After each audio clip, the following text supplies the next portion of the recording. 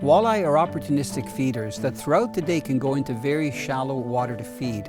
They know that some of their favorite food like crayfish, leeches, and baitfish are in water less than 15 feet deep. The only challenge we have as fishermen is when they're spread out over a large area. We call that a shallow feeding flat or a feeding shelf. How do you get to those fish without spooking them? In this situation, my favorite presentation is to slow troll, not using the large outboard, but to use my electric trolling motor. I let a long lead of line out and actually make very gentle S-turns to get the lure away from my boat. The lure of choice is a natural colored, minnow imitating lure that floats and it has a good wobbling action even at a very slow speed. The original Rapala is ideal for this presentation. What I find is because it floats, as soon as you do touch the bottom, if you contact it, it'll rise right up. That means that you're covering that first bottom to 2 feet above the bottom where the strike zone is.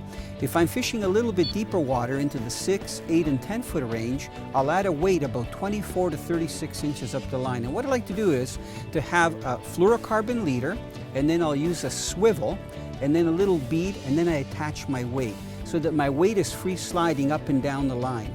The weight is slim in shape so it hangs down and doesn't give a lot of water resistance.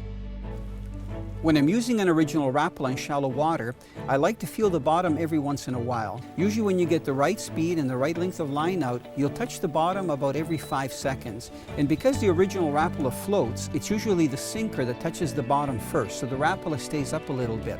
Every once in a while, I'll also let some line out if I'm not touching the bottom to increase my lead, because the bottom isn't always the same depth. And remember that when you're making those gentle S-turns, sometimes the line will get tighter and the Rapala will rise, and sometimes the line will slack off and the Rapala will actually sink with the weight. So you have to find the right combination. As soon as you hook a fish, you don't have to set the hook by a snap as if you were casting and retrieving other hard baits. The walleye, because the lure is moving, will actually hold on to it. So all you have to do is just put a little bit of torque by lifting the rod and then start reeling. Because remember, the boat's already moving, so you already added a little bit of torque to the fish.